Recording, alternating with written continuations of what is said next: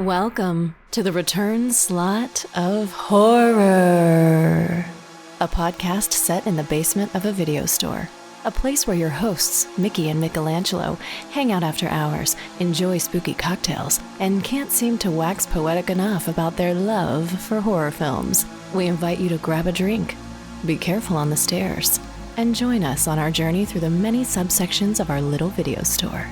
And don't be the last one left in the basement at the end of the night.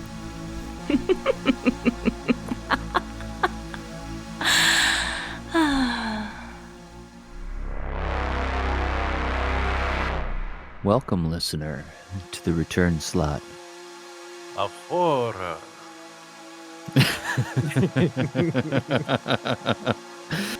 A podcast recorded in the basement of a video store.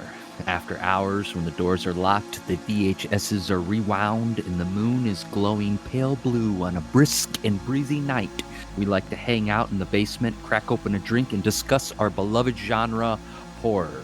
Every episode, we invite you to join us for a drink in the basement as we discuss a film selected from one of our painstakingly curated subsections of the video store. Mickey, do you care to elaborate upon this for the uninitiated? Sure. For those that maybe didn't grow up in the 80s and 90s, there were these amazing independent video rental stores. And what was so great about them was that if you got to know the staff, they would recommend their picks. And they would curate sections within the store that weren't just as simple as, new hit movies or action or horror. No, they were like specific sections curated with a certain je ne sais quoi. And here at the Return Slot of Horror, we are keeping that tradition alive by being an independent video store that's curating sections for you, and we bring you down our journey as we go through our different sections that we have. I'm going to say curated one more time because I you kind of like you started strong. He hasn't said it's the season 3 premiere. It's been a while. Coming out. Before we start, I was looking for the thing I wrote in season 2, and I was looking for it. I could not find it, so I was like, I'll wing it. I'll be fine. But yeah, it's really lost gas about halfway through. So I appreciate it. You don't welcome edit to the it. return slot. Welcome to the return slot. And we're thrilled to be here on YouTube now, thanks to Red Tower. This week, we find ourselves in the sex, lies, and bloody napes section of the video store. I like it. Yeah. Deep cut there. Deep cut. Tonight is not only our season 3 premiere, but an aperitif to our Halloween episodes, because everyone knows Halloween isn't a day or a month, but a season that starts very lightly in August and increases with spooky intensity throughout September until its bloody autumnal climax in the holiest of months, October. Tonight, we are joined by a returning guest, Chris. Chris, it's so lovely to have you in the basement tonight. Oh, thank you for having me back. I feel like I've moved in. I feel like I made myself really at home. Don't make me leave. I'll fight you. We were just before we started recording, we were talking about how Chris has had 3 different people. One of them is me. Have asked you, Chris, to punch them because they have never been punched. There's something about you that's like you're like a circus bear, you know?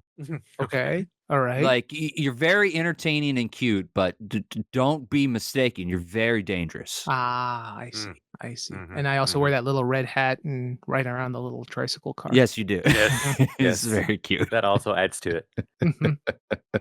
I'm just so excited right now to be talking about the film we're going to be talking about. But before we get to that, what are we drinking tonight, guys? Mickey? Well, I am drinking a tall glass of red wine. I was going to do something more Pittsburgh-centric, but we're going to get a lot of Pittsburgh in this. So for my drink, I keep it very simple, very vampire with some red wine, dark red wine. And Chris, do you have a spooky cocktail this evening? Yeah, I made up a little something. I'm going to call it Cuda's Delight. Ooh.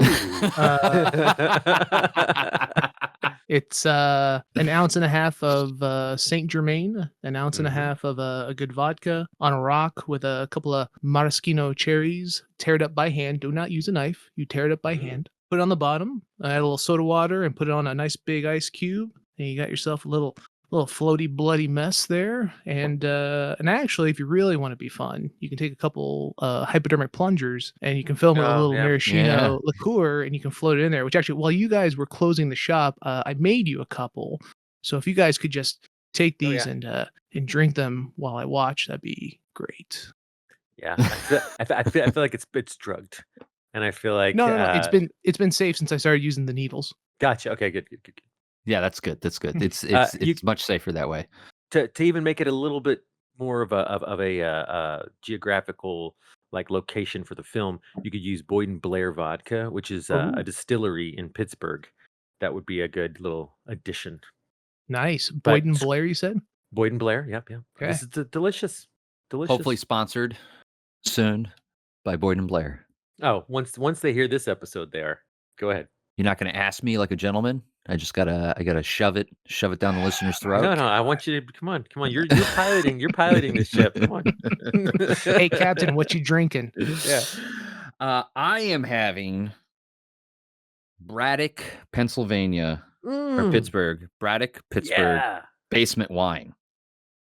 Braddock basement wine. Braddock That's basement wine. amazing. It's table wine made in the basement of hardworking immigrants. That's It's Braddock. not it's something a priest would enjoy, but it's not the fanciest of wines. Yeah. Nice. Father Howard Um, approved. Father Howard approved. We're getting there. Oh yeah. So Oh. that brings up all this talk of needles and Father Howard. Tonight we are talking about George Romero and Company's fifth feature film, the underseen 1977 masterpiece Martin, claimed by Romero himself as his favorite film. Martin tells the story of a very confused, shy, and seemingly sweet young man who just wants you to go to sleep. Freak, rapist, asshole, or misunderstood, alienated adolescent antihero. We're gonna dive into this and find out tonight. Okay. Why are we talking about Martin, and what are our histories with the film? I feel like I'm talking to myself. That was an invitation for someone to jump in and be like, "Well, Michelangelo, you." Tell us why did you choose Martin? 'Cause this is kind of your pick. This is kind of you Yes. threw this out there. Just tell us why, and then I'll tell you my history with it because you're a part of that. Oh, okay, fantastic. So Martin is one of my favorite films, and George Romero is one of my favorite directors. I often say Romero and Company because his films are like watching an extremely talented local community theater company's productions. As we all know, the performing arts, in this case film, is a collaborative medium, and often we give credit or blame to individuals such as the director, the writer, the star, but in reality, it's a vast group of artists and technicians that come together to create the impossible. That's something I always appreciate and feel and see when I watch his films, especially in Martin. The other reason is I can't help but relate and sympathize with Martin. I mean, hold And- that. We'll mind that because I feel the same way. I don't want you to I don't want you to go too far. Oh no, I'm not Okay. going to. I'm not going to. This is we're definitely going to mind this, but it's like Great. I can't help but relate and sympathize with a very problematic protagonist who I don't condone what he's doing. He's doing evil things.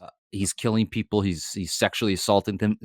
To what degree we'll discuss. But it makes me reflect upon like, well, why do I sympathize? Does this say something negatively about me? So I wanted to rewatch this again because I love watching it, and then sort of explore those things with two other intelligent, talented, beautiful people to sort of like understand myself more and understand the story that they're telling more. So that's my history. And as far as like my history with it, it was, when we started this podcast about a year before, I saw Martin for the first time on a YouTube channel. It's hard to find. It's easier now. People are talking about it more now. But I had no idea that the film that Romero made this film. And I was blown away by it. I was completely and utterly surprised and fell in love with it. In previous episodes, we've talked about our relationship with Romero films. We're not going to get into that, but I do think having a relationship with Romero makes this an easier watch. This can be a lot of someone. This could be a lot to ask of someone, especially now. A majority of film goers seeming to want uncomplicated protagonists, and especially being like we're three men talking about a film that has depictions of sexual assault. So it's like it's definitely a hard ask, for like my partner Allie to ask her, like, who has no relationship with Romero, like, watch this movie because it starts out right Yeah. right with like an very realistic and awful scene. So that's why I needed to talk about this Yeah. tonight. So, real quick, if I can just interject, you wanted a free therapy session and you like this Yeah. movie, right? That's Yeah. what the podcast is. The podcast is therapy for me. So Yeah. thank you, listener, for listening. Sure. Mickey, My why don't- history, my history with it goes to you. It's like you, so what people may or may not know, if you listen to all the episodes, I'm sure you picked up on it, but there are some missing episodes. There were early in the early days, we recorded a couple, actually quite a few episodes that have never seen the light of day, and this is one of them. We did this early on, and that was my first time watching it. Was when we did that recording, and I just kind of want to set if I can, where the world was when we did that. The Me Yes, Too please. movement was at its height, Yeah. and you asked me to watch a movie called Martin, and then let's discuss it in depth, like in the following like 2 days or something. It was something where it was like, I don't know, I have enough time to process all this, and I remember going out of that and being like, oh man, I really have to talk about this. And there are things about this film that instantly I adore, which is the George Romero-ness of it, the Braddockness of it, it just oozes Pittsburgh, especially a Pittsburgh in a time that is very special in Pittsburgh's history in the 1970s. So that part of it just automatically hooks me in. But I really struggled with the subject matter and what I was then thinking I had to talk about, because I had not processed this just as in the world of like, it was a lot. I'll be honest, it was It's a a lot. lot. Yeah. But having now watched this, is my third watch, I have a lot more insights and more intelligent way of approaching this. And I have so many questions for you, because this movie runs a theme of our friendship, and we'll get to it. What? Oh yeah. Wow. Oh yeah. Oh man, I whoa, know. Bombs have been dropped. whoa. But we'll get Oh there. We'll get boy. there. Chris, what's your history with it? Wow. I feel like you guys open up walked into your like something. big souls and big swings here. And I feel like I'm gonna just be a real like, like letdown in that. I thought I had seen this movie.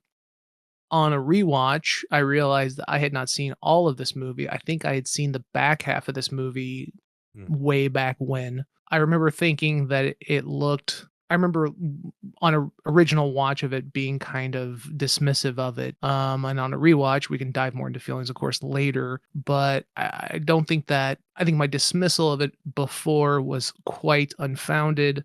But at the same time too, it's got a lot of faults and a lot of issues, and I feel like it kind of dives into something that I feel like we see a lot in some of Romero's films, and that I think that he makes some big swings, and I don't think he connects with a lot of the things that he swings for, which is, I mean, again, admirable that he's taking the swings at a lot of the stuff, but I wish that it was just a little different. But I think that that's the worlds of possibility that are out there in the versions and that type of thing. But we can get to that later.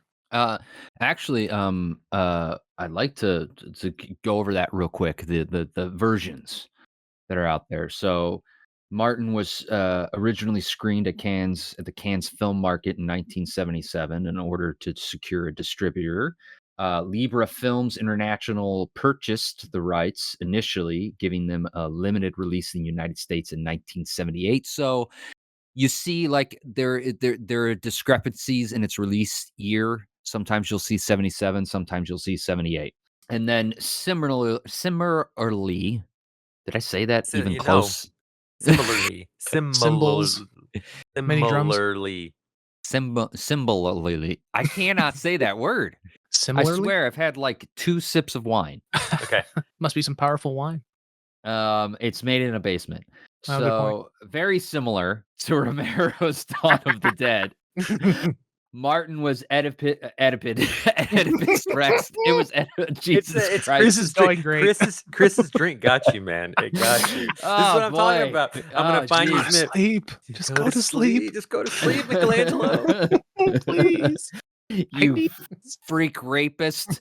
Yeah, Um, yeah. It was edited for the European market by Dario Argento, released in 1978 under the title Vampire. Is that how you would say it? Or I just, think is that so. just But it's hilarious. Acting. and it's got a different score. I love the score to this, but it was scored by Goblin. And as I understand it, Chris, you might know more about this, but as I understand it, that score is basically like a lot of recycled stuff, mostly Suspiria. Goblin recorded no original music for it, so it's all Yeah. already recorded Goblin music that they used for the score. Yeah, and it was a video nasty. For those of you unfamiliar with the video nasty, look that up. It's cool stuff. Although if you're listening to this podcast, I would imagine you're already aware of video nasties. And then as far as home media goes, we have in 1977 a VHS release by HBO Canon Video, and then not until 1997 Anchor Bay gets their hands on it and does a release, and then DVD stars Anchor Bay in 2000, Lion Gates in 2004. In the UK, Arrow Video, I'm sorry, released a special edition DVD set in 2010. And then Blu-ray 4K Ultra. Unfortunately, we don't have that available to us in the US.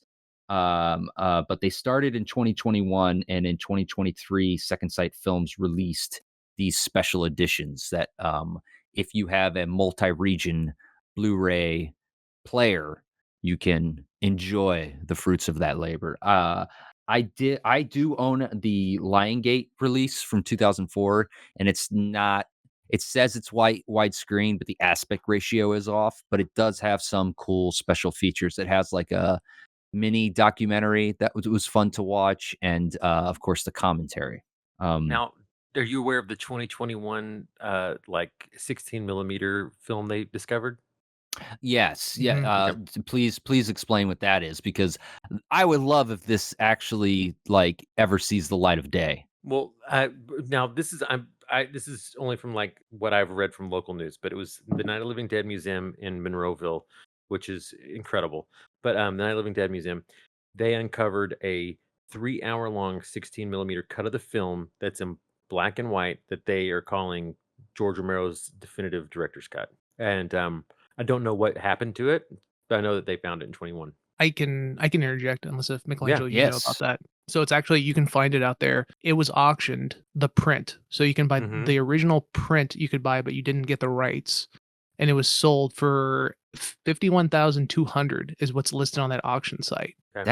which that is a nothing. ridiculously small It's a amount steal. of money for it. An And original print. Yeah. supposedly the whoever the entity, the gentleman, whatever who bought it, has not announced any plans to let it be released, which is odd. Like Yeah. why? Yeah, Yeah. that and the Wu-Tang album. You know? Well, that's back in Wu-Tang's hands now because of Martin Scorsese. Oh, Mhm. okay. We're getting sidetracked. I'm gonna pull. I want to talk about Yeah. that, but we're not going to. Sure. Yeah. So yes, there is this 2 hour 45-minute cut that was all. I'll say this. So Rubenstein, who I don't like all that much for various reasons. If you look into it, I don't want to get into it, but if you look into it, you'll see why a Romero fan might not like Rubenstein, or at least some of the things he's done.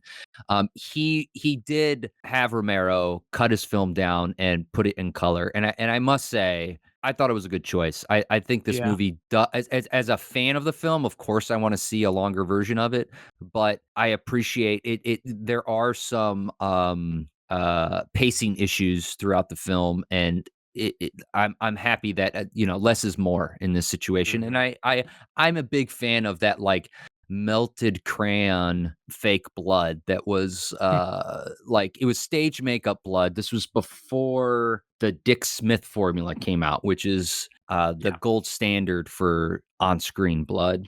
It's the same blood they used in Dawn of the Dead. I love it.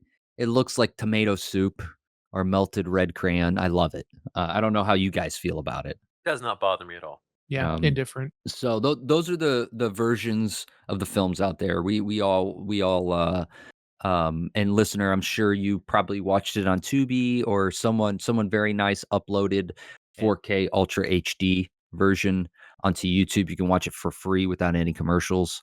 Thank God for YouTube.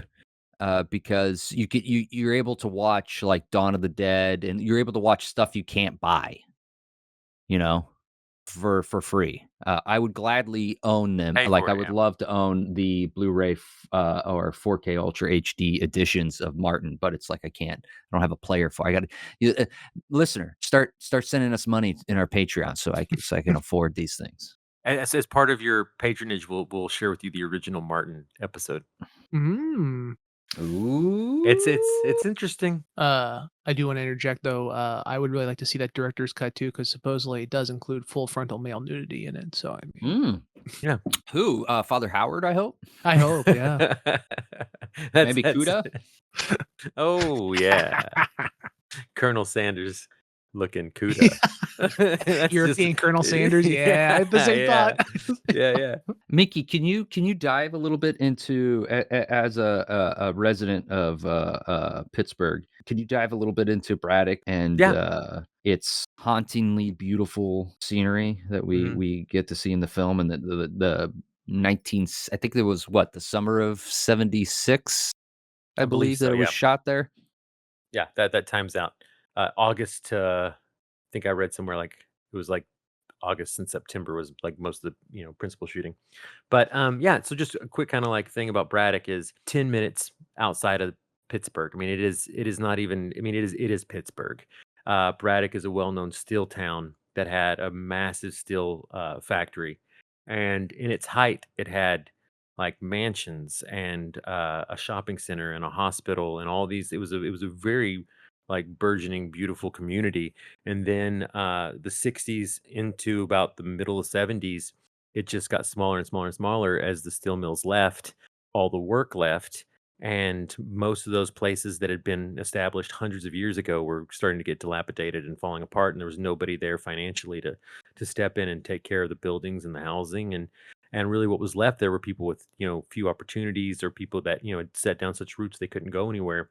So Braddock is this beautiful rust belt town that in many ways encapsulates the urban decay of so many Rust Belt towns that were left kind of holding the check for these steel barons.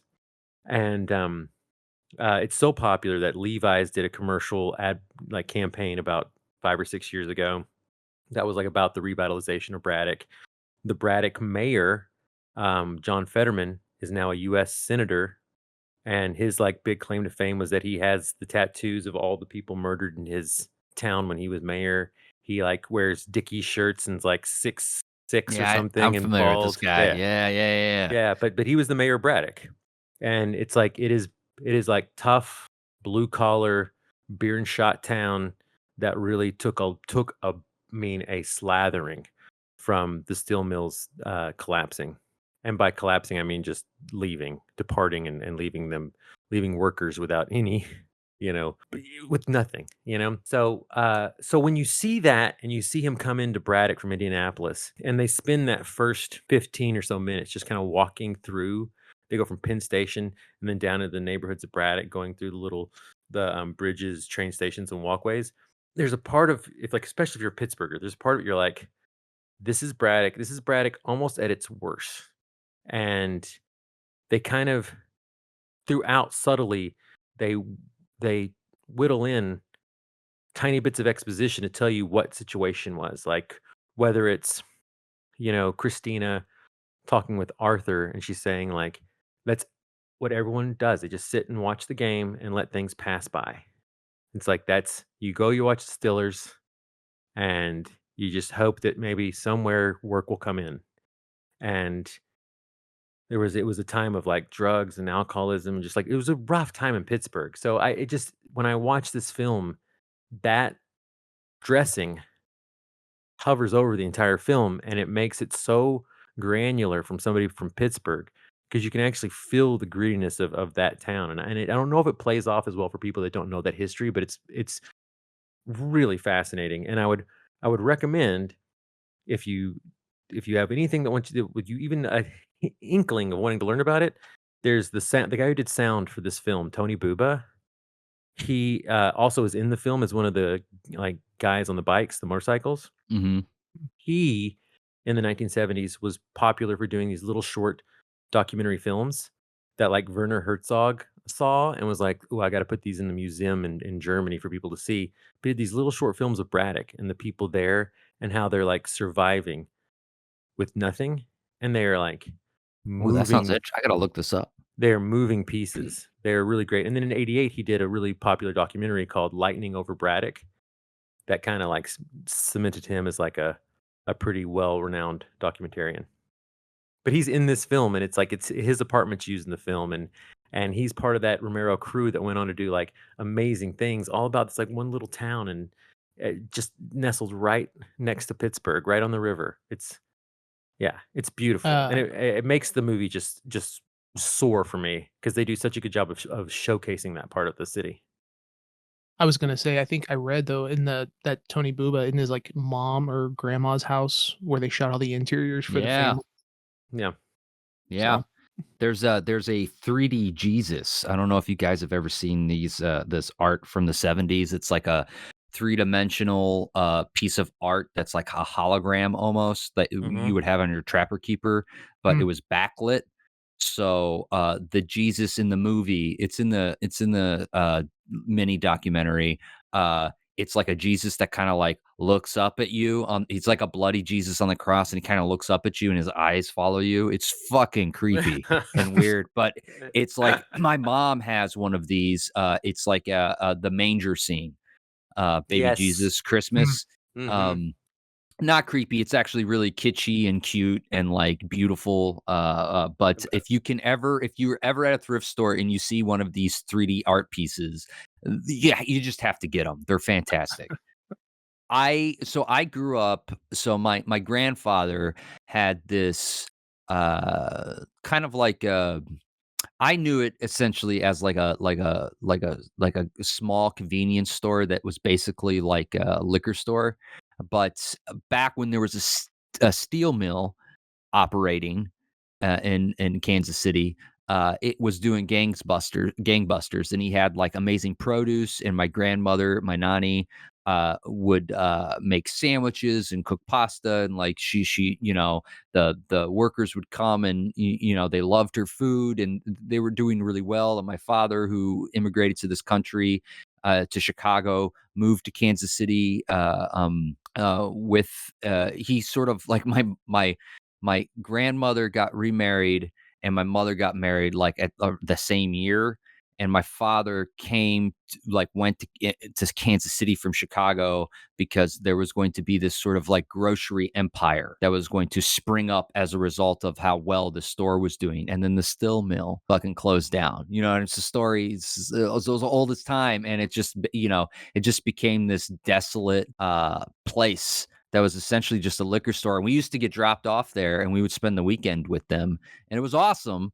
But it was like one of the things that was really good for it was you sort of like you're growing up in the suburbs, you sort of see like what true poverty looks Yeah. like, Yeah. what men without work, what happens to Yes. them, right? Yes. Yes. Uh, Yes. um, that's a major theme in this film. Absolutely. I just read Grapes of Wrath earlier at the beginning of the Hmm. summer, and it's just like, oh man, God, Yeah.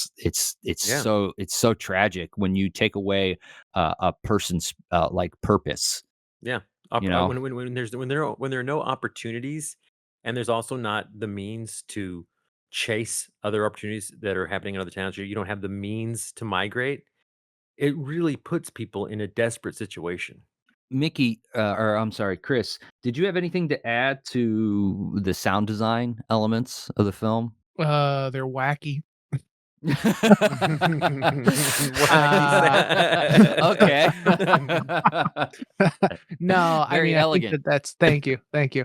No, I mean, I think that's one of the things that kinda takes me out of the film, and I think, again, like, kinda goes back to, I think, one of the biggest misses is there's these moments that the sound design sounds more akin to an Acme cartoon, like, with Wile E. Coyote than it does a film, even, like, the time and all that. And then just some odd choices, like, for instance, like, I don't understand whenever Martin's calling the radio station and he's in the house, why are they doing that, like, delay overlap I of the have an answer audio? for that. I saw a movie once where it happened every night. Now that's crazy. Those movies are crazy. Oh, so you mean to tell me all those movies? I have an answer Okay. for that. Please, go ahead. I think it's to express when the DJ is talking directly to Martin off the air. You know what I Well, mean? So it's like you hear the relay, and then the relay is gone, and he's talking directly to Martin. no, it's the radio conversation they're having direct, No, and no, though no. it's I implied that but if you had a radio on when you call the radio station, it would be feedback. Yeah, you have to get away from the radio. Mhm. So you wouldn't be able to Yeah. hear it. That's what I'm saying, it's I was just illogical. I know it's illogical. I think what he was attempting to do was like, oh, they're on the radio because you're hearing the repeat, and then like, okay, now he's off the radio, and you're hearing him direct, like you're hearing the DJ try to appeal to him directly. That's all. I'm not saying it was a Right. brilliant execution.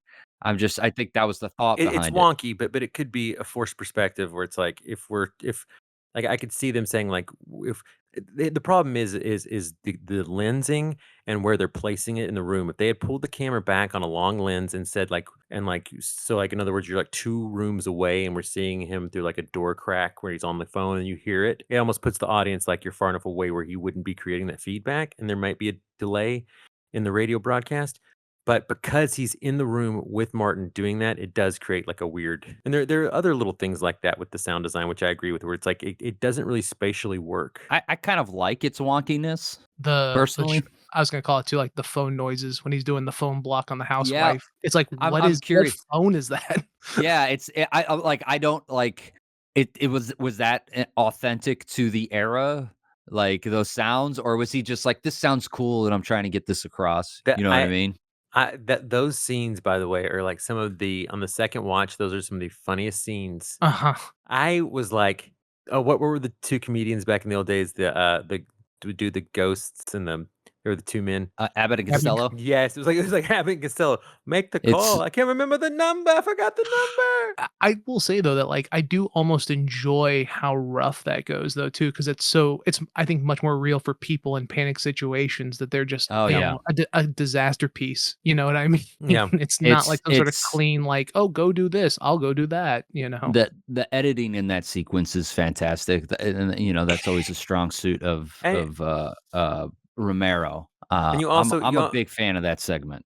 I love it, and I also think that to add to like talking about your editing, he does such a good job with geography in that. I don't I will get say yes. You have Yeah, a very you- clean line of where Yes. everything is. you- Yeah, you this don't way have to that- guess like how did he end up in that room? Where is this room in relation to that room? There's none of that. It's so clean and so well done. Now, So I will do love say, it. I just think Oh, it's go ahead. I just think it's fun, and I agree with Mm-hmm. you, Chris. Probably real life is more like that. It's like she died because she couldn't remember the number that she was just given. It's like I think that is more true Well, to she life. she she She she lives. doesn't. No. So I don't think that's the case in that scene. What's happening is they don't want to get caught Yeah, because because she's having an affair, right? Right. So she's trying to dial the number, and Martin keeps fucking with the phone, right? I completely I literally watched Yeah. this an hour ago. Full 100% know that that's what's happening, but just there is a humor in the sense that Mhm. when she goes back, he hangs up on her. She goes back and then she forgets the number. She goes, "Oh shit, now I forgot the number."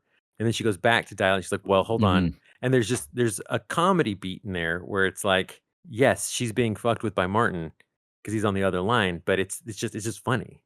It's just a funny I just think it's well written. It's just funny.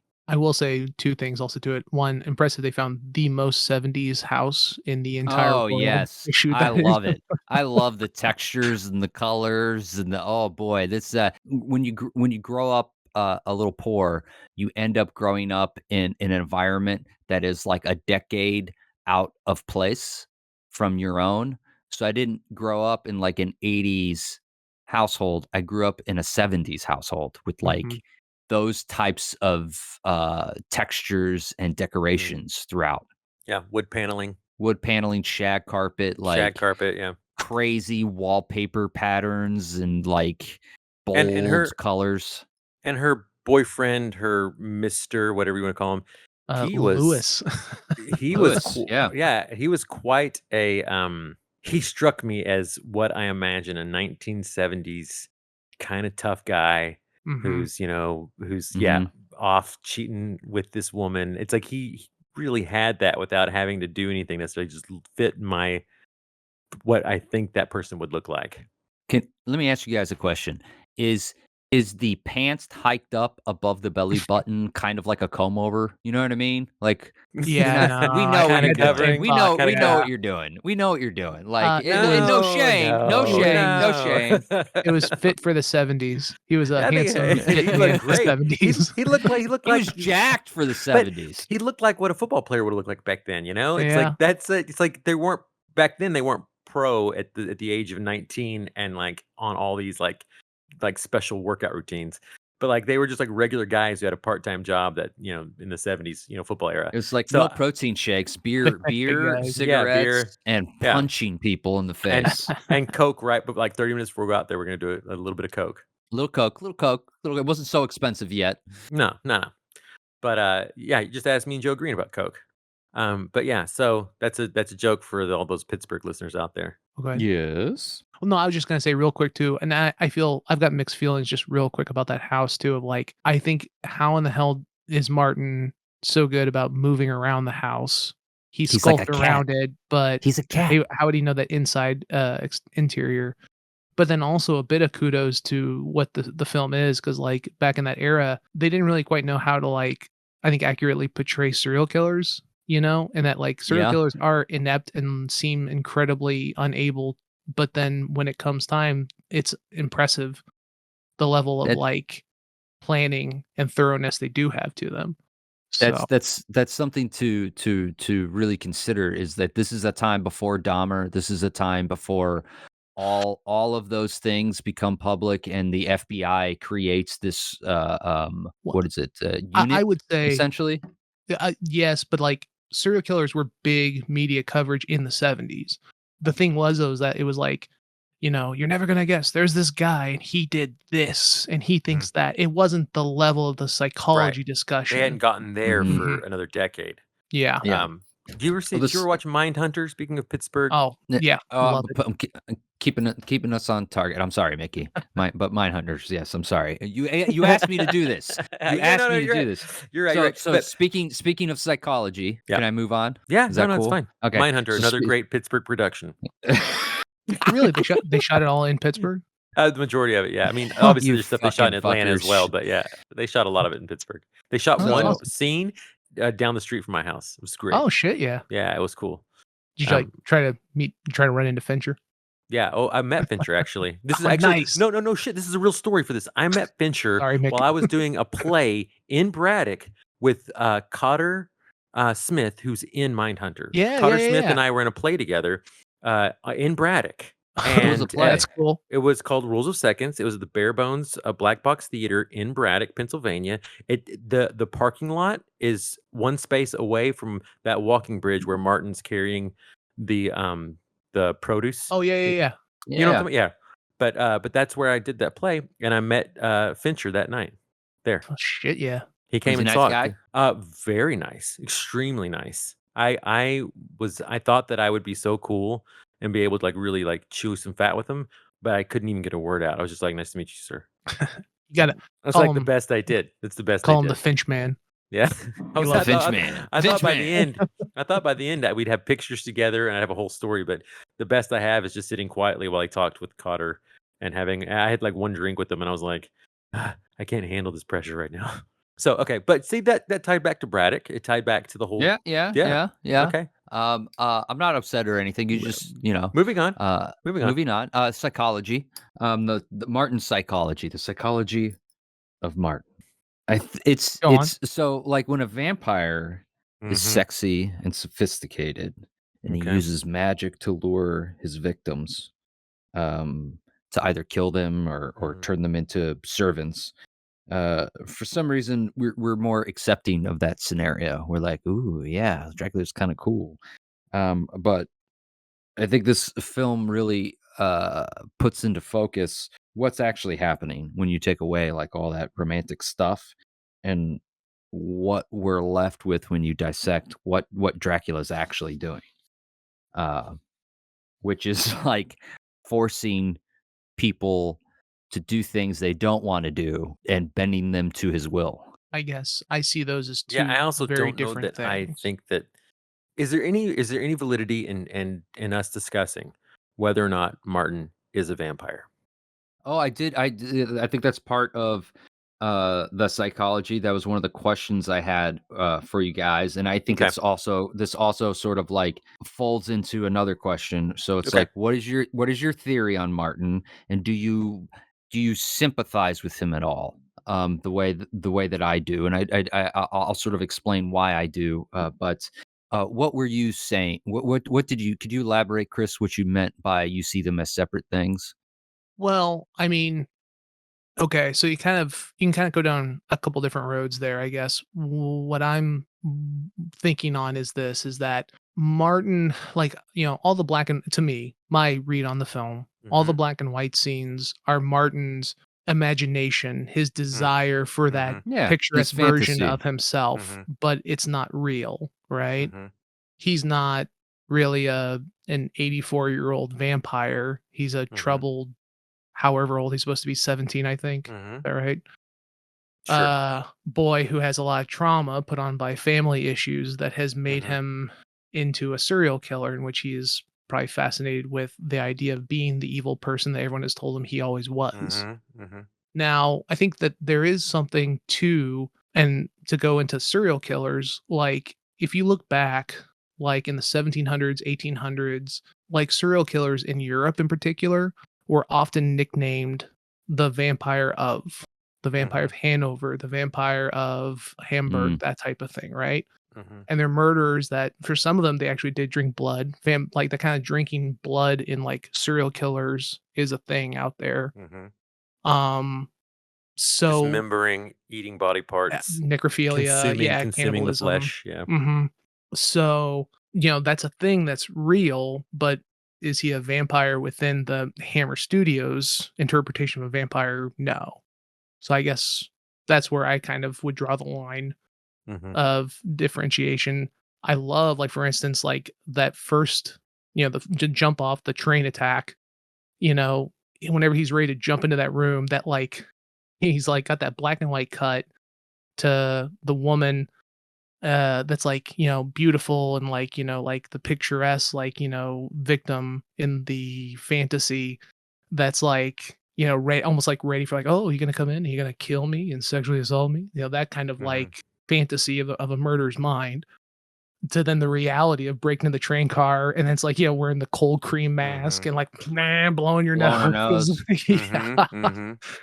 Which is like, that juxtaposition of the fantasy of Yes. the menace to the reality. Yep. So, Chris, That's that was so well said, and I agree with you almost 100% in what you just how you just explained that. That was so well put. thank you, thank you. Please, more kudos. Michelangelo, your turn now. um You're totally wrong. You're wrong. wrong. You're You're wrong. wrong. No, I feel like we're saying the same thing in different ways. That was kind of my point is when you take away the fantasy element of a vampire film, who are these people? And what they are is the reality, which is Martin, right? There is no uh romance. It's ugly. It's it's just awful, you know? So so this begs me to again say, is there any validity in discussing whether or not he's actually a vampire? Because it may not matter, right? Oh, I mean, it doesn't I think you take away what you want from it, right? Obviously. But yeah, I mean, I definitely don't think he's a vampire. I definitely think he's just the extremely troubled young man who's being, instead of, and it's kind of his own fault. You know what I mean? He actively does not want to go to a hospital. He's cool with the status quo. Um, and the type of help being offered to him Mhm. is, Yeah. religion, Yeah. which is just makes it worse, right? Oh yeah, and actually, yeah, there's a lot of examples again through history of serial killers coming from, exactly that even kind of like background. Ted Bundy came from a very religious family and was a stalwart, and then claims that, the vice of pornography is what turned him into a serial killer. So there's a lot of that out there. I guess real quick, while we're kind of just a bit on the topic of serial killers, I did kind of want to actually go back to something that you said, Michelangelo, that I think is kind of interesting, saying that like through modern film we wouldn't have something like Martin because of having such a flawed and so much obviously like serial killer and that type of thing. I'm just saying for as far as just as in a world where there's always going to be outliers. There's always going to be wonderful films made every single year, but we certainly have been going through a time where we like very uncomplicated protagonists. That's what I was saying. Well, I was gonna say though too, it's like it's kind of interesting, right? And that like from my perspective, like I feel like to your point, you are kind of right though, in that we no longer do that with fiction, but what we do instead is we get the Dahmer series on Netflix and that type of Yeah, thing, which is really much worse because it's like propaganda, a bit of propaganda and like almost like weird mythologizing. I don't know how yeah. to say that word You don't of an the actual serial killer with actual victims and victims A and their actual little, families a who have rehabilitations, to little and it's bit, live with it. yeah, terrible. yeah. A little bit of like a torture porn thrown in for Absolutely. people who want to just see how it's better because it's real, kind of thing. But Mhm. not that that's necessarily how I feel, but I see it all the time. Yeah, it's Well, yeah. Go ahead. oh, no, I was gonna say, I just it's a fine line, right? Like, I don't Hmm. know, Yeah. I like reading and, like, Mindhunter, for instance, like, taking in, like, things about serial killers. I think it's fucked up whenever it's, like, people Hmm. profiteering off of pain, and then if Yeah. imagine if you're a family, a brother, a Yep. sister, a father, husband, whatever, Having to relive. yeah, of a victim, I mean, that's terrible. And in great deal without even really being considered. It's like there's like Mhm. especially the Dahmer, that's the one that really sticks out because you mentioned that one, but the family was not even considered. They weren't talked to, they weren't asked if it was okay. Their likenesses were able to be Oh, used. yeah, that poor woman who, like, the video of it's just, like, it rattles your soul when she's in the courtroom with Dahmer and she yells, "Jeffrey, I hate you, motherfucker," 'cause he killed her brother, and then they literally did that, like, shot for shot remake as a fictional series, like, that is so fucked up. So are we all so I guess we're all of the viewpoint that Martin definitely is not a vampire, right? And that the curse is some sort of hereditary mental illness that is being refused to be acknowledged properly and treated throughout the family. And the one person who tries to help Martin, Christina, isn't able to help him out. She's Mhm. she's got her own. I mean, being a what she got her story in the film is very interesting. Being a woman in the 70s and trying to like leave a desolate place to create Mhm. your own life, Mhm. and Mhm. having doing that on your own is was very hard. I mean, again, Mhm. it used to be very easy to kill people, especially Yeah. women Oh, trying to yeah. build new lives. Devil in the White City. With all of that said, do you sympathize with Martin? Oh, absolutely. Sure. And so why? Why do you sympathize with Martin? Chris?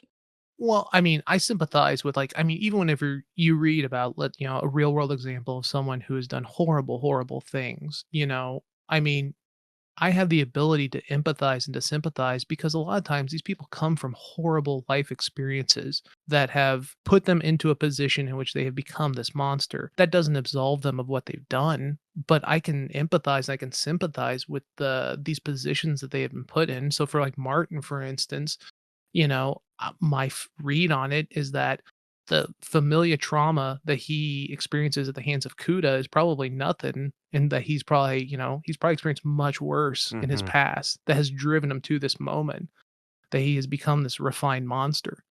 So, I mean, it doesn't absolve him, but I can Yes. empathize. Yeah. And Mickey?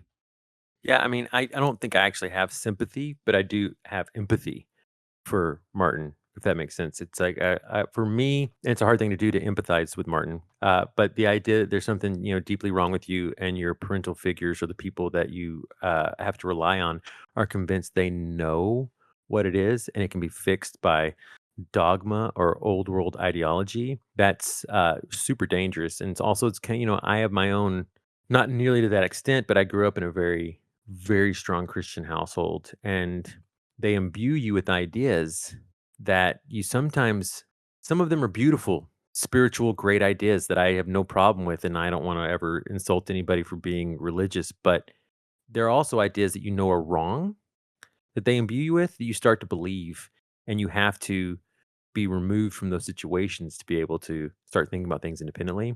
So I do, in that way, I empathize with him. He's isolated with a very dogmatic person who is just continuing this, whatever, it's a continued type of abuse, psychological abuse on Martin.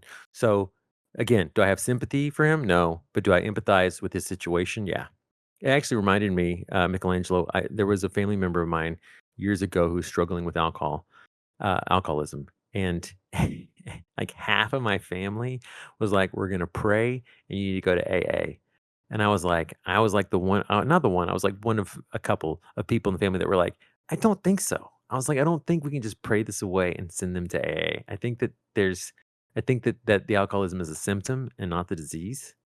And I think that they need to go talk with somebody to work out abuses they suffered when they were children that have wrought a very hard adult life for them. And I was privy to some of those abuses this person went through. And so I just remember being like, what is wrong with all of you people? You are diagnosing her based on prayers, and I don't want to put down AA because I know it's helped a lot of people, but AA has its own like weird, like Mm-hmm. It's cultish, dogmatic like, in its yeah, in its way, yeah, but it has helped some people. I have yeah. a So friend who listens to yeah, the podcast who is in AA and swears by it. But and that's okay. he's also free thinking. He I don't think he sees it as such a dogmatic place. There are Well, people within the sure. organization, and Chris Kurt Vonnegut. What would he say about someone who would like move to a new place and not have any friends? Oh yeah, join your local church and form community. Like even if you don't necessarily take on the morals and the values of the place necessarily, forming the humanity relations is what's going to drive your, ability, your joy of life. Yeah, it's when it becomes dogmatic, right? That it becomes a problem. Or when it's not social and it's not communal. It's like, I will say the time you see Martin flourish, to be honest, is with Miss Santorini. Is that her name? Mhm. Yeah, Santini. Abby. Santini. Yeah. Santini? When she's with when there, he flourishes a little bit because he's with somebody else. He's outside of that isolationism that Kuda's put him in. And so I think that there is a common thing there, right? It's like the dogma and the isolationism and not getting help. You know what I mean? Yeah, the help that you Yeah. need. Yeah. Did you guys like Mickey? I think Mickey is going to connect with this, and Chris, I think you also have something that would connect with this as well. But like when you have to move in with family because of some failure in your life, and you have no choice but to humble yourself and live with people who you don't want to be around, maybe people who you were running away from to begin with, and now you're having to live under their roof and follow the rules. You're sort of it feels like your dreams have been uh, dashed and there's no magic left in the world. I really connected with him Mhm. because I've been there, and Mickey, I know you've been there too. Like Yeah. you've had to move back in with the parents, and it could be hard. Yep. No. Ditto. Yeah. Yeah. Yeah. Pretty universal statement. Yeah. I feel like, Yeah. yeah. Yeah, right? Uh-huh. And then, obviously there's the similarities with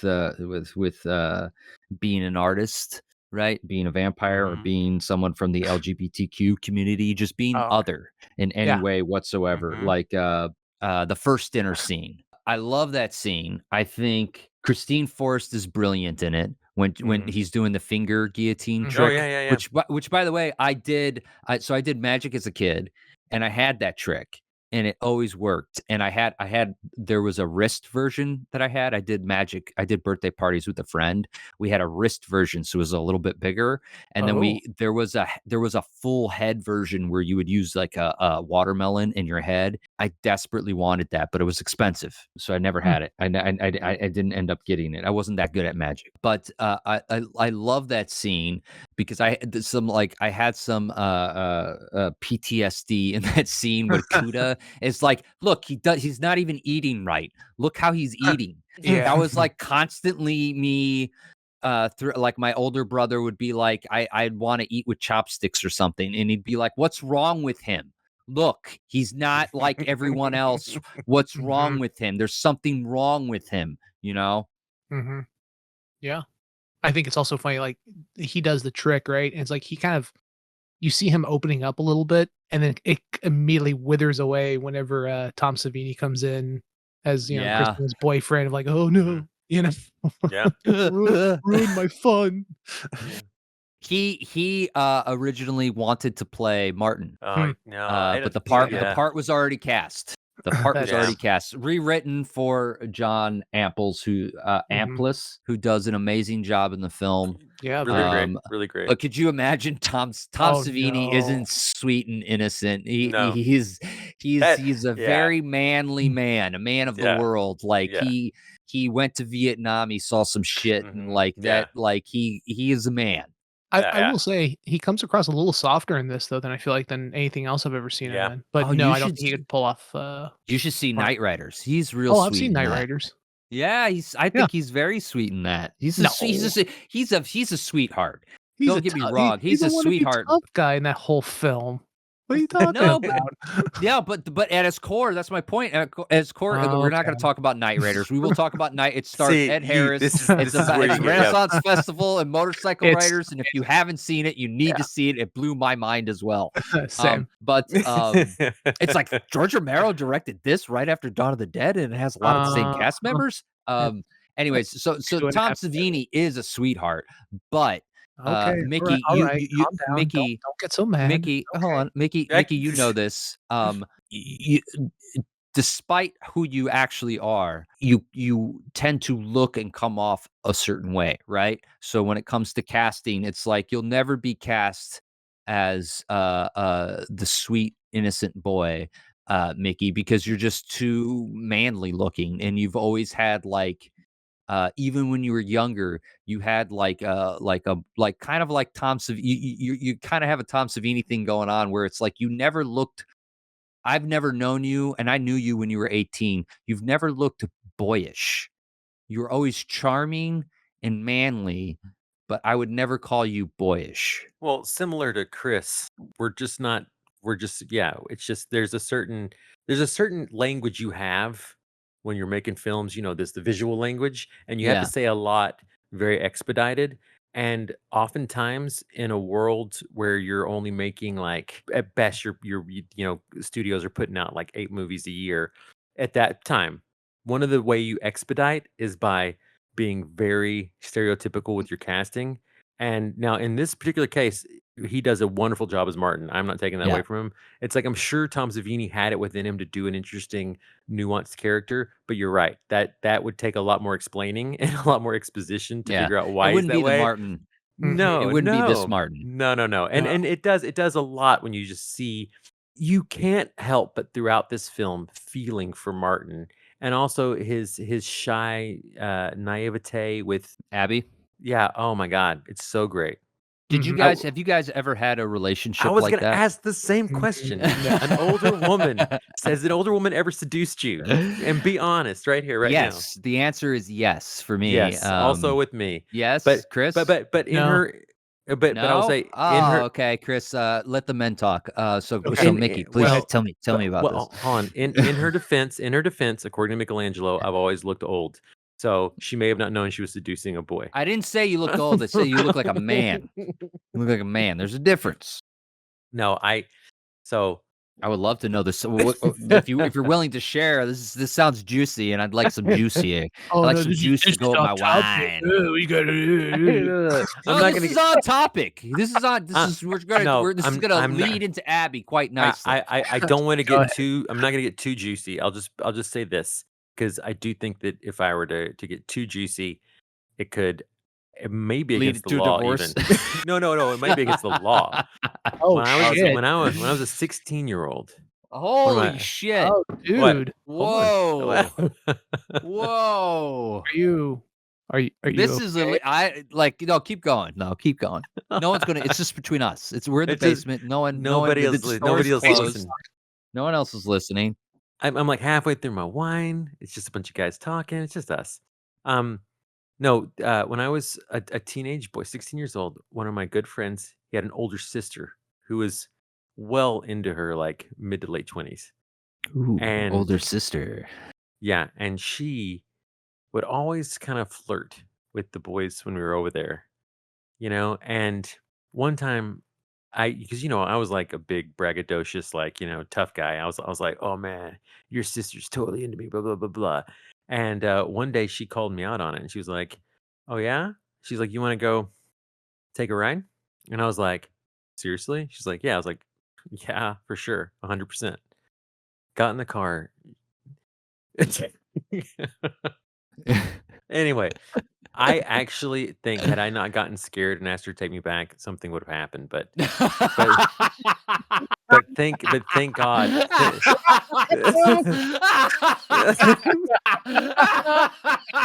That's a great punchline.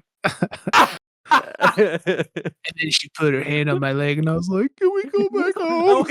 I want to go home. I'm scared. But I think that she was willing, and I was like big tug, but man, I fell apart real quick, and she was like, okay, I'm definitely dealing with a 16-year-old boy. I want to hear her version of the story. Oh my god. Oh. I needed that. Oh my god. That's great. That's great, Mickey. Yeah. That's not where I thought it was going. So Yeah. what I'm hearing, Mickey, is that you had your own moment of whenever Miss Santini touches Martin's head and Yeah. pulls away and looks at her like He runs away. Storms off. I identify wholly with that. Yeah. Yep. You're sweet, innocent boy. You look like a man, but you're a sweet, innocent boy. So go ahead. You're up, man. You're up. I was older. I was in my early 20s, and I met this older woman. I won't say how. One thing led to another, and she had these kids, and I started babysitting for her. And Oh, Yeah. you're the babysitter. Oh, wow. I'm the babysitter, and her kids were great. I was in a very open and sensitive time in my life, and we met in an acting class. I'll just say we met in like an acting Martin. class, Like Martin. like Martin. Mhm. She had this story of an abusive ex-husband who was very controlling, and I sympathized with her. A constant thing throughout my life has been like women expecting me to be maybe perhaps like more like my brother, more sophisticated and worldly and mature and sexually advanced and much like you, Mickey. I was just like, I was always just, I felt like I was following when women have told me that like maybe I was leading. Anyways, one thing led to another, and I ended up in like a weird relationship with this woman that I did not want to be in, but I did not know how to say no to things. Yeah. Yeah, She was definitely in until charge. she was in charge, and through my meekishness, I like led it to a place that was like not a good place to be. And to be fair, Right. like maybe she shouldn't have like engaged in a sexual type of relationship with someone who's watching. Can we just call it the sexy stuff, please? The sexy stuff. The sexy stuff. So that actually, this is a great segue.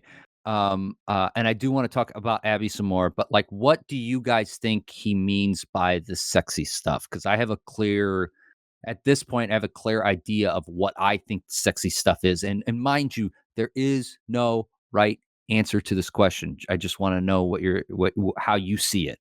So, Chris, what is your, when he says the sexy stuff, is he raping these women, and what does he mean by sexy stuff? I mean, I don't think it really matters if it like means like full penetrative sex or not, or full penetrative rape. It's not sex. But I think that like, it really just more highlights his immaturity and his, what a despite the complexities of his crime, what a, you know, mentally unadvanced person he is, and the fact that he can't even refer to it as sex and says that he couldn't imagine. I think was it the exact quote on the radio DJ, something like, "I'd be too shy to do the sexy stuff with someone when they're awake." Yep. Yeah. Like, that's Yep. fucked up. They have the sexy stuff whenever they want.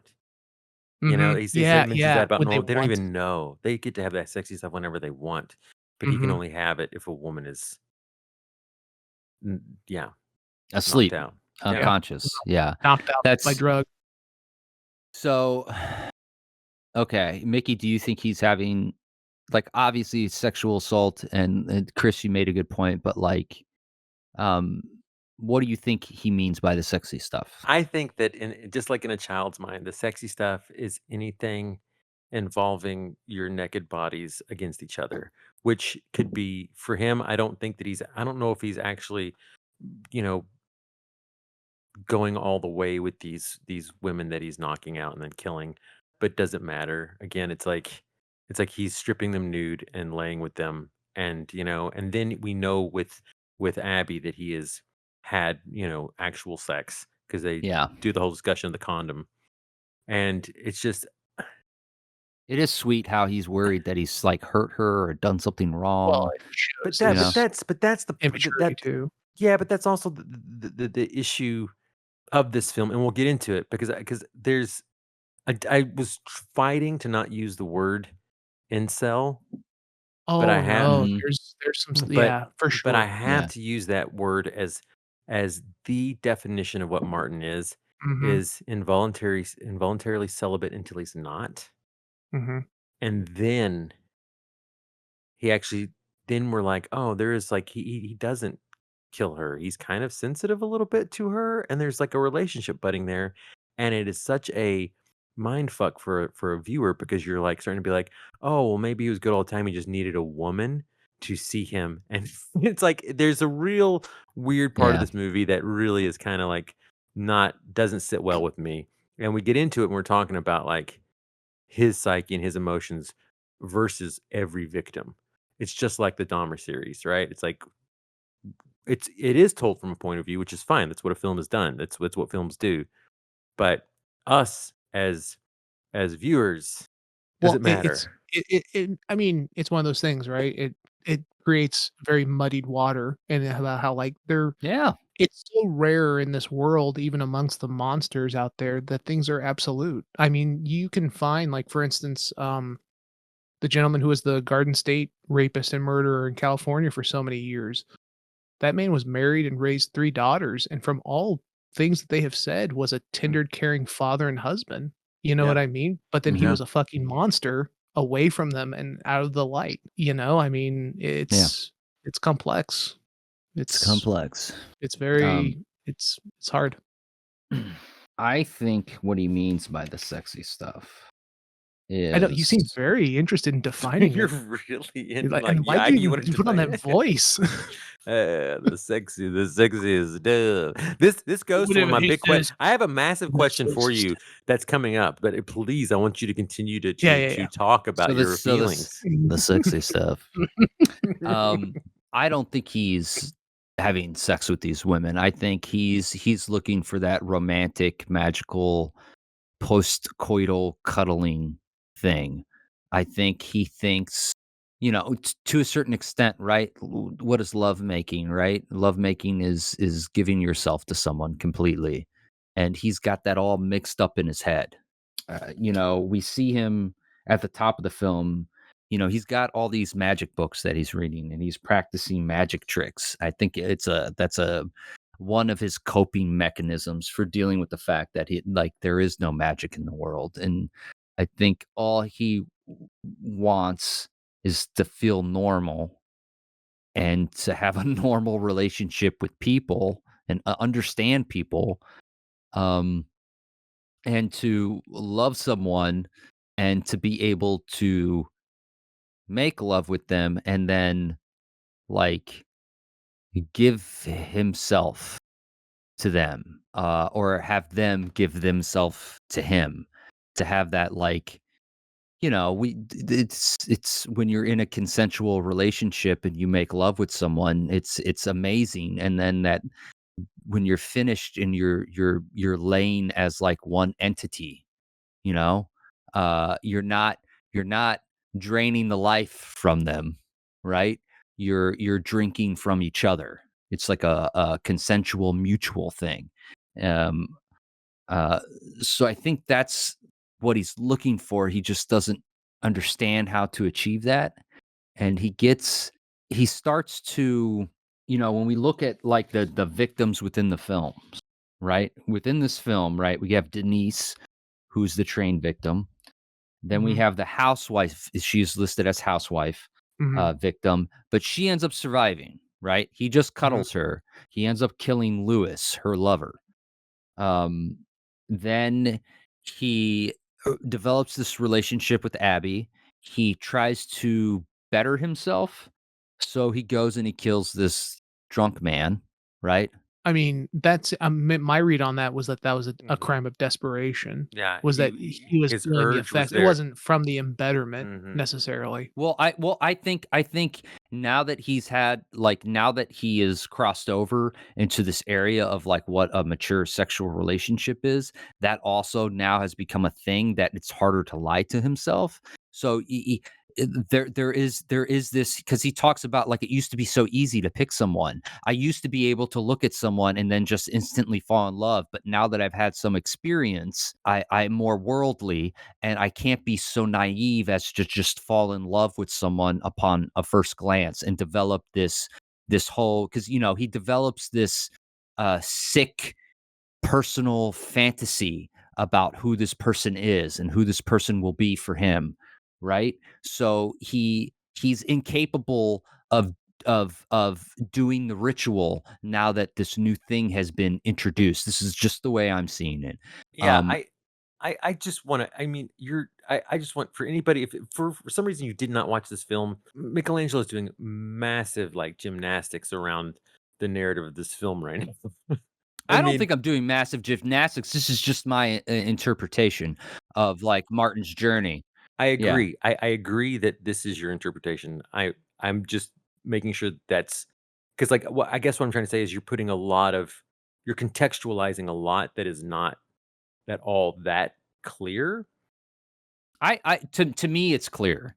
To me this is, I yeah. 100% believe that it is, but I want to tell anybody that's not coming from your experience when they watch the film, it is not that clear. Does that make sense?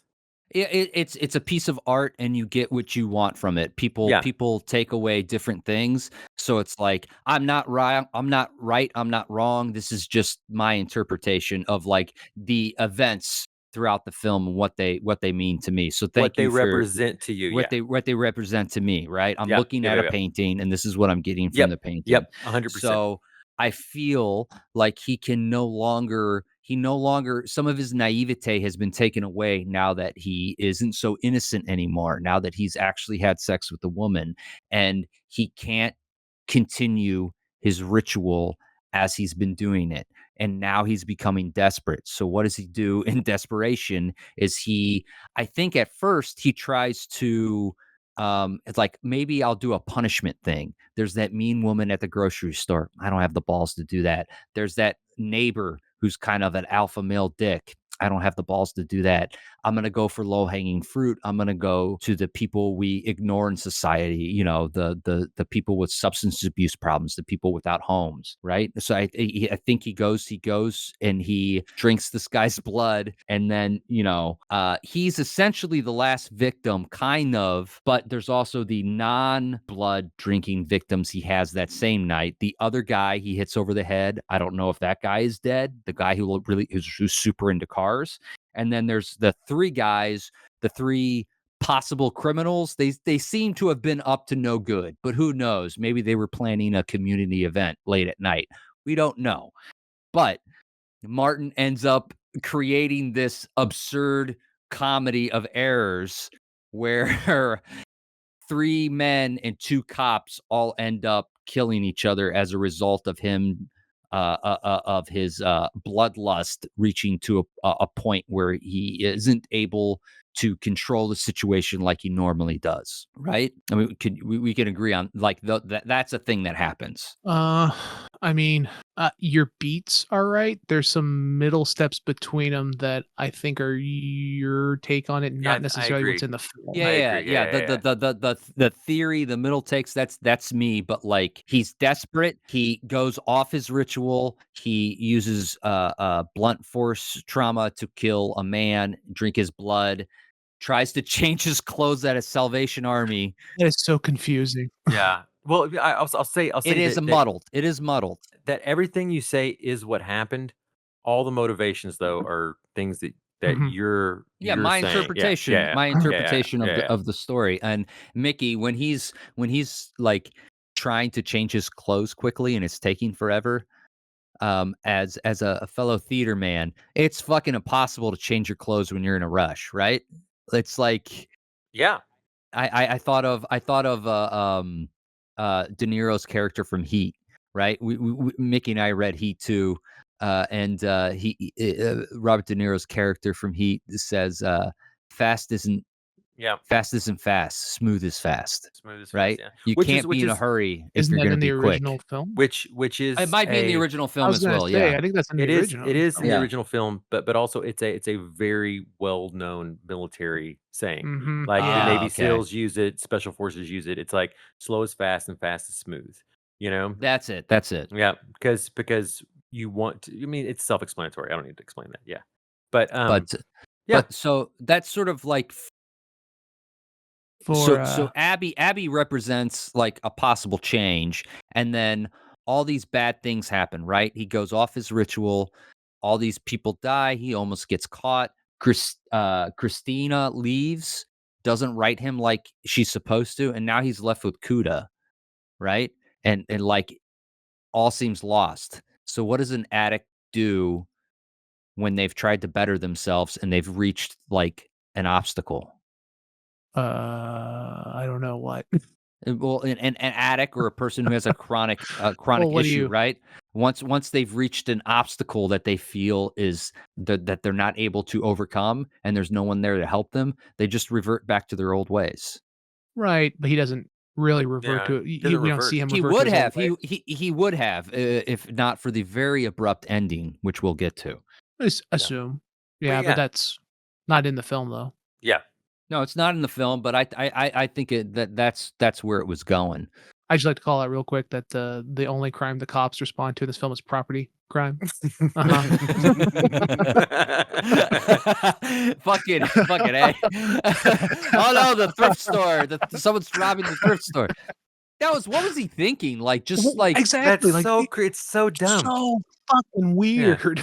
yeah, it doesn't. It's like that's that kind of like Romero's not known for his brilliance at the technique of his writing. He's known for his sort of subtext and his editing. So like that's a situation where it's like, okay, like I'll be forgiving in that. Also those were actual Braddock police. I don't know if you guys read that or not. Oh, really? Yeah, no, I didn't. Yeah, those are actual Braddock police that he was able to talk into, just like using the cop car, doing the whole thing. Nice. So Mickey, Abby, you were saying before we recorded you condone her death. Is that what you do? Condone her death? Big proponent. Forged suicide, Mickey. Michelangelo. Wow. Pro Time suicide. Well, making me pro suicide. listen, That's she had interesting. she you Hot know take. she had sexy stuff. She cheated on her husband. She deserves what she gets. No, I'm kidding. No.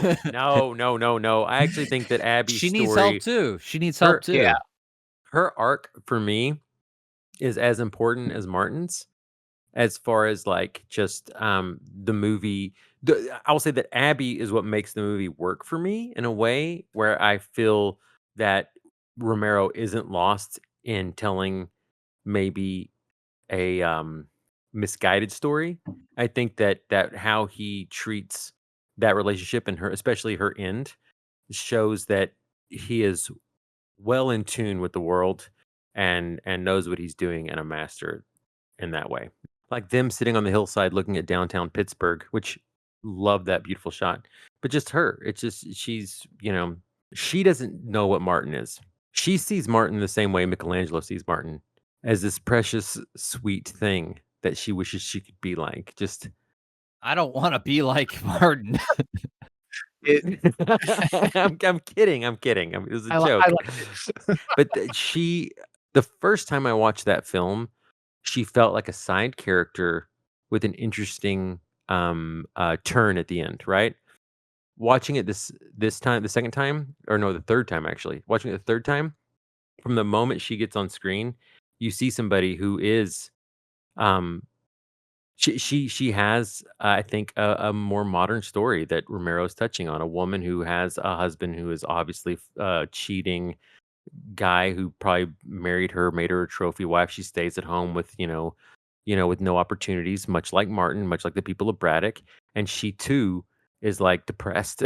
She's like, she can't leave. She's stuck in this marriage. This is her life. This is her means of source of income. It's like for maybe she can steal away for a moment sometimes with this young man who doesn't sit there and, treat her like shit, doesn't sit there and like tell her why she is second class citizen or whatever reason, whatever. She feels a little bit of power, a little bit of agency when she's with Martin, and it feels good. But You, it's not enough. Go ahead. you are filling in your interpretation of her relationship with the husband. I just want to like kind of like what I was doing with my interpretation, like Oh, um 100%, 100%. right? I, He I, I could be like a really good guy, and like she hates herself so much because she feels the way she does, and there's nothing wrong with him. You know what I mean? That's a possibility. yeah, I mean, What's definite is that she is very unhappy. yeah, yeah. And there's some written in lines that suggest that he's a little bit controlling. We'll just say that there are Yeah. lines written in that he's that he might be controlling. Well, you have That to control women, or Yeah. else they'll just do, you don't know what they'll do. And she does mention that financially he owns the financial strings of their relationship, and we also know that he is cheating a lot. So I am saying things. You're He right. is cheating. That's a Yes, she says when she goes to fill up the gas in the car, she goes, he spends all his gas going out and being with all those girls. She's like, and then she puts the gas in the car and she goes, I'm going to spend his money, not mine, I on don't know. I this. feel like I trust him more than I And trust then her for and some then she reason. grabs the book. She goes, he makes me note every cent I spend, and she writes down the gas and she puts That's it back in true. there. Yeah, it No, does you're So sound like a in very yeah. That you're Well, yeah. and to Fair that enough. point, he's you don't know who he is, but in the church scene, he like looks annoyed. Like I assume that that's her husband in the church Yeah. scene. That, like grabs her. Yeah. She's like talking to Martin too much. So again, had that like bully, like, oh, don't talk to people. So to your I'm point, gonna write a film where that guy is like the nicest guy, and he's just like, things are tough. I'm not working. We have to keep track of the gas, so I know exactly what's being spent because it's like he's like a future like algorithm guy. that weird teenager kid. He looks like a serial killer. This kid looks messed up. I don't think you should have him around the house. He's fixing the lock. You had him fix the lock. How much should you pay him? Oh no, I'm replacing that lock. I could do that myself. What, you're spending unnecessary money and you're getting this weird stray cat serial killer kid to fix the lock. I don't feel safe. I have to go out of town just to support us, to keep the roof over our head. You know, you're barren, and that's okay. I love you. Is this a one man play now? Yeah. Great. Yeah. So I think that both of us, are on the same track here. The world needs more one man plays. Um, oh, The Parade, some good production value. The parade for me, right? Other than like, oh, there's a parade. Let's get some production value out of this, right? It's also for me, it's this way for Martin to be a part of the community, to blend in for just like only a moment, to sort of like pretend what it's like to feel and be normal, to be To accepted, to participate in participate yeah. in society, right? And then that is abruptly finished. He has a great day at the parade, and then Well, and then also sheer luck because it wasn't planned for the parade. It was happenstance. and when you make a movie for $100,000, it's like, we gotta fucking end this thing. Ties into the ending quite nicely. It's this like moment of hope, and then Cuda gets him. Ironically, for a murder he did not commit. Yep. Yep. Yep. Kind of like, his suffering is over, right? And like, I mean, is his suffering? I don't know. no, not Martin's suffering. Well, no, I mean, But I mean, is is Martin really suffering? yeah. I feel like he's suffering, yeah. Hmm. That's one of the things that makes me empathize with him, is that I feel like he's aware of how messed up he is, and he feels like he cannot fix it, I or he's don't. unwilling, and he just has to he's like, I get by, like I figured out a way to be fine, and fine is just fine for me, like I can do that. I So I disagree. I do feel like his life is suffering, but that's just me. I mean, he's a Um, mopey 17-year-old, but, like, when it comes to, like, his crimes and that type of stuff, I don't get an overarching sense Remorse. of guilt and remorse. Yeah, it just Mm-mm. seems like this is life. Because, I mean, if there was, well, why don't you just, let's just play a little bit, advocate here. Why not just kill an animal and drink its blood instead of killing people, you know? And there's never and I could be wrong, and if I'm wrong, correct me, but there's never that scene for Martin where it's like he's really fighting against his impulses. Yes, agree. And There's and I not. think that's why I feel like, in a vampire story, like you yeah. take Interview the Vampire, Brad Pitt, like Mhm. fighting against the impulses that are inherently in him to do this. Well, if he looked like Brad Pitt, I don't think he'd be having the problems he's having, you know? Well, but that goes back to my like one of the things about the movie that kind of like puts a hitch in my wagon is that I don't even know if that's a saying, I liked but it. I don't even know what you I mean by liked it. It worked. I know what you yeah, meant. yeah. But puts a bunch in my stocking. Oh, Is yeah. that Keep going. yeah? Keep going. Keep One of the doing things it. that puts a crimp in my Uh-huh. trousers. Oh, okay. This is Not it. going Like about it. it's there's a straight trajectory to a boner that you're creating here. But okay, Okay, but the what thing turns is, you on, Mickey? Shut up, Michelangelo. whether intentional or not, it does Mhm, make, I think, the audience is a part of the narrative where, like myself, like Michelangelo, and I can watch the same film and come away with completely different motives, subtext, mhm. and whether or not that is intentional, great filmmaking, or accidental, like maybe not clean filmmaking that creates that, but it definitely makes this film very worthy of conversation and Mhm. different every time you watch it. Yeah. Absolutely. Do you think the world is better off now that Cuda kills Martin? I mean, I Ugh. assume that he would continue being a murderer, so in that regard, yes, in a way that there's not someone murdering people, it's like the threat has been Mm, taken out of the streets a bit. I don't know if you can really say better, if, that makes it justified. It's a bit of a yeah. Mhm. philosophical question. Yeah, I feel like that. No, I don't think the world's a better place if Cuda kills Martin. I think that the world would be a better place if Cuda dies of old age and Martin seeks the help that he needs. Yeah, He that'd be Because reforms. He rehabilitates. Yeah. or yes, whatever that is. I don't want to make any, like, I don't know what the answer. Because Yes, now we're talking yes. about capital punishment and like Yeah, I mean, reform I don't and wanna like get into, like, yeah, it's like, what is yeah. that? What is that? But it is, it's a center of, I don't think that they're Cuda, like, I don't think there's a win for Cuda either, because it's like, then I'll put it this way, I thought about this for the first time in watching this film, I had a moment where I was like, this feels like the Crucible in a way, where in which if we say for a minute that Martin might really be a vampire, then we give credence to, or we even give credence to what Cuda doing being right. Then we give credence to the idea that religious dogma and the crazy things that come with it have relevance in a world that's trying to move beyond that. And I think that that's we no, Cuda is not justified in doing what he did. Is the world a better place? I don't know, because by and large, we can't let those dogmatic views win in the end and celebrate them and like, well, but it was still justified, because I don't think the means or what he did should be rewarded. Ends don't justify the means. But I will say this: if you watch the credits, that area did need fertilizing. So I mean, It did. It did. And I almost the one moment that I kind of feel a positive feeling towards Cuda is when he puts the cross on the grave. And it could, now it just popped in my head like he's probably just making sure that he stays dead and he can't get Oh out of the yeah, ground, yeah, yeah, but it's like for some reason every time I've watched it, it seems like he's like, now you can rest. yeah. even though Can it's funny, 'cause can he we? does the whole pressing of the cross into his face and all that earlier in the film.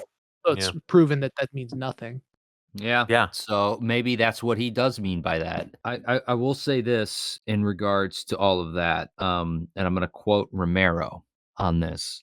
Martin is designed so that all those supernatural monsters that are a part of our literary tradition are, in essence, expurgations of ourselves. They are beasts we've created in order to exorcise the monster from within us. I've tried to show in Martin that you can't just slice off this evil part of ourselves and throw it away. It's a permanent part of us, and we better try to understand it. So I feel like he succeeds in creating a story in which he presents something that that thing that he's talking about that we shouldn't just murder or put away so that it festers. It's something that we should analyze and try to understand so that we can create a better world. That's kind of what I get from it. Um, Okay. I have a couple. I have a big question for you, Michelangelo. yeah. Oh yeah. What was this? Wait a second. Yeah, Was yeah, you dropped a bomb at the beginning yeah. of Oh, the it's coming. episode? This is where it comes. Like, This is where how's it comes. this our relationship? Ooh, What's Okay. going on this here? is the Well, no, resolution just of the cliffhanger. it's more of our relationship since starting this show, this Okay. podcast. I recognize. So we take turns, like kind of like putting out movies and curating and deciding what we think goes with what and whatnot. But there's a recurring theme with Michelangelo's films, whether it's Della Morte dell'Amore, whether it's Bruiser, Martin, Christmas Bruiser wasn't my Evil. pick. Bruiser Wasn't your wasn't pick? my pick. Bruiser No, wasn't your pick? that was all Chris. Me, sorry. Okay. All right. Well, then you get out of My that pick one. was Green Room. I mean, okay. And then we'll even go Teen Wolf. You really love an incel. You really love the story of a guy who is isolated, and I want to know, why does this speak to you? And I know you as a person are a wonderful, amazing, very thoughtful, very incredible human, but there's obviously something about the stories of these particular men that speak to you, and I just wanted to ask you, what is it? How is Teen Wolf the story of an incel? I don't appreciate you bombarding me with your liberal bullshit. Okay, We let's all start out know with what there. Teen I Wolf have, is really No, saying. We all know what Teen Wolf's really but saying. I think I'm kidding. think I'm it's kidding. I'm kidding. I I'm think kidding. what you're saying is maybe saying something more about you than me right now. And maybe there is some connection in my picks, but I'm a little unaware of it, and I would have appreciated you asking me this beforehand Oh, so I could this have is like I thought it out a little more, not after I've had some basement wine okay. at the end of an episode. Here's So I'm not going to be able to crystallize. Duh. I don't agree with what you just asked me. Okay. I don't. Okay. But I will say this is that I do have a lot of empathy for people in general, and I do, from the time that I saw Frankenstein as a little kid, Mhm. I've always had a soft spot for the misunderstood Okay. anti-hero. You know, Okay. especially with Rocky having such an impact on me. Mhm. And I think if we we approached the problems we have in life and society with some form of sympathy and empathy towards the individual, to try to understand, to try to become friends with as opposed to an enemy, to try to rehabilitate as opposed to punish, I think we would be in a better place in this world. What you were saying, if there's any connection to those sorts of characters, it's because I just ultimately what I want to see is I want to see people choose to do the right thing and for people to become better and for us to become better as a society of loving, caring people who support each other as opposed to punish and ridicule each other. So Yawn. What's I wrong with think you? Explain yourself. I think that was such bullshit. No, no, no. I actually I knew Thanks, that you. guys. I want No, you to that know. was good. It was I knew you'd say something like that because I know. Here's what I was gonna kind of caveat that with. There are films where these types of tropes, where these characters like Martin, um, Travis Bickle, these guys are weirdly like treated like heroes, like true heroes. And I know that's not you. I know that's not you, and I know that I you don't see it that way. I think that's a mistake on the viewer to see them as some sort of hero. Rocky is a hero. obviously Travis Bickle is not a hero. no, And I don't but think that's Martin Scorsese or George Romero's point of no, I view in their and I storytelling. agree, and I know that you agree with that, and that's But part. but but Teen Wolf is a hero. But no, part not hero. well, He would have been a venture there's some capitalist. issues with Teen He's Wolf. a There's some issues with No, yeah, Teen yeah. he Wolf. learns a valuable lesson about being who you are, being true to yourself. I've talked about this already. I think it's way I know, better. There's a I way know. better moral message in that movie than there is in Backdraft in Back to the Future. Back no, We're Backdraft getting is a off topic. classic. Backdraft, no, It no. is a classic, but okay, Mickey, Listen, hold on. what's your Like, point? let me finish. My point is this. I know you felt cornered with that question, I didn't feel cornered. I felt like it was a shitty question, but go ahead. but I wanted to ask that question because when we talk about these films, there's not a person I know better that understands the comedy of errors that is manhood sometimes, or that is Yeah. perceived manhood. And so you and I both, I think, share a little bit of that like sense of humor, or not sense of humor, but just understanding. But we also sometimes come off as like, like And I want that's a soft everyone title. to know that I don't want people to think of Mickey as a rapist and a chauvinist because I don't care what you've heard, he's not.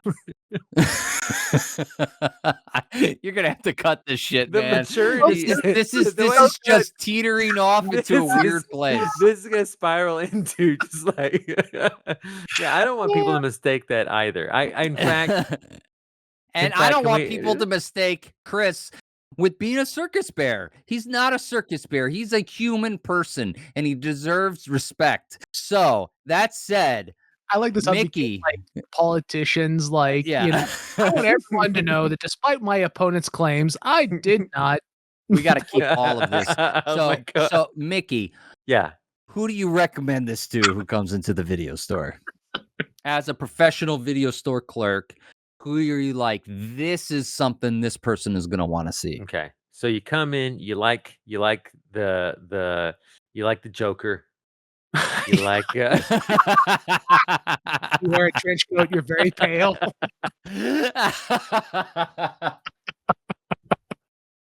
You like the Joker. You've never heard of Taxi Driver or King of Comedy. Who's Scorsese? But the Joker. It's awesome. Okay, keep going. No, honestly, I think that this is a hidden gem of Romero's. Definitely, I think one of his. I love all the shooting in this film. I love all the lead lines, all the symmetry, all that's beautiful. It's a really well shot film. Like it has a documentary feel kind of to it. Yes, Um, very much. Mhm. yeah. So for me, it would be like somebody who wants to explore further. Like they've checked off all like the big horror films off their list, and they're looking for something new and different. I think Martin fits that a little bit. I think it's a great addition to your film knowledge if you don't have it, because it's definitely one that I had overlooked, and I think I watch a lot of stuff, but one that, I mean, I live in Pittsburgh and I'd seen Martin, so definitely somebody who has a lot of horror film knowledge, or somebody who has a lot of film knowledge, I think you'll appreciate this. Yeah. Mhm. Chris, I know you're not a professional video store clerk, Yeah, I'm an but amateur. Which, by the way, and maybe this isn't the right forum for it, but I've got to say, while I've been around, I've been renting some of the videos from the store, and like and by half the renting, he time, means he just takes them off the shelf and he goes down no, to the basement and and watches them. to that point, half the time they're not videos; they're just appears to be chunks of Velveeta that have been cut into rectangles and painted black. Like, you guys should really get actual videos for the video store. Well, that's part of a special series we're going to be doing behind the Patreon wall. So I don't appreciate Oh, I'm you sorry. spoiling that for some of the customers. We're not a Blockbuster. We can't afford fancy A security and what? fancy locks. What did you say? We're A not a blockbuster? Blockbuster. A block of cheese? Oh no.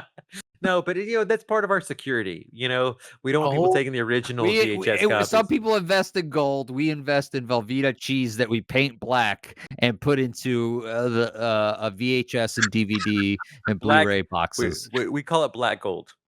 Texas Black tea. gold. Um, so I would say that my opinions on Martin are kind of conflicted in that I like a lot of the elements of the film. I don't think I really like it as a whole. Like, I don't think it's something that I would ever feel a draw to like rewatch. I mean, I think it's nice to talk about, and I think it's nice like to put it within I think a frame of like a pantheon of talking either about Romero's career or maybe even like serial killers in film, that type of thing. So I think to that point, it would be a film for like a Romero completist or someone who maybe like is tracking a bit of like, serial killers in pop culture and film, because there's something to be said for, I think, the depth of what it's hitting on for when it was made in 76, 77. It's a very grimy film to look at, which is, I think, serves the purpose of it, but it doesn't necessarily make for like, I think for me, like an enjoyable watch. Like, I kind of thought in watching it, I was like, oh, I could see like this being like a grimy double feature of like this and like Henry, for instance. Okay. Henry Portrait of a Portrait of a Serial Serial Killer. Killer. Yeah. Sorry, not to be leave it half off. So yeah, I don't know. Is there another question boiled in that I skipped over? Well, yeah. Who do you recommend this to? Oh, I don't give a shit about Oh, your you're opinion of the brilliant. movie. I love the movie. You go fuck yourself. Who do you recommend this to? Well, that's what I'm saying though, is that it would be for someone that's a Romero completist, someone that's like studying serial killer and like, film, that type of thing. It wouldn't be for like, like, hey, I've, seen all the major horror films. Can you recommend something else for me? It's like, you probably have other stuff to dive into first. So I agree with what you guys said, and what I would add to it as far as recommendations go is like, I think of similar protagonists. I think of Clockwork Orange, American Psycho, and like you said, Henry, Portrait of a Serial Killer. I think if you're a cinephile, you're probably a fan of 70s cinema, and if you're a fan of 70s cinema, you enjoy a complicated, like, anti-hero protagonist. So that, coupled with anyone who is a Romero completionist, and if you like, for me, that's sort of like when you describe it as a grimy texture, I think of it as more, for me, it's like a rich and full texture. And this is a film I can fall asleep to. I know it's weird. Not the train scene, obviously. I sort of like, if I want to fall asleep, it's just sort of those long shots of this desolate landscape that's just like so realistic. I hope they put that on the new 4K DVD Blu-ray. Your quote. It's a film that I can fall asleep to. I can fall asleep Yeah, to.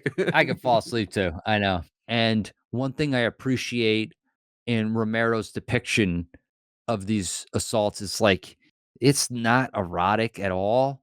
It's Mm. not. It's very uncomfortable to watch. It feels very uncomfortably realistic. So for that type of film goer who's willing to subjugate themselves to something like that, especially like all those things I had said. That's the type of customer I recommend it to. I'm not going to recommend it to the teenagers. Yeah. I'm not going to recommend it unless I Marika, who's a friend of the podcast, who's a co-founder of the podcast. We talked about it with her, and it's a hard ask for someone who doesn't have a relationship with Romero. This was Martin. Martin. Martin. I gotta say, I appreciate you, Mickey, and you, Chris, for being here tonight. It comes a little bit like appreciate it. Thank you, Red Tower. Thank you, Negative Kitty. Thank you to the listeners. Please, Mickey, where can they follow us on social media? You can follow us on Instagram at the return slot of _horror pod at That's Instagram. not right. That's not right. You can follow us on Instagram. I do this because you don't know it. The return slot of horror _pod. Just Wait, one time, clear all the way through. What is our Instagram handle? All right, so you can follow us at the return slot _of horror pod on Instagram. Thank you for tuning in, and hey, special thank you to our special listeners. You know who you are. We love you. Good night.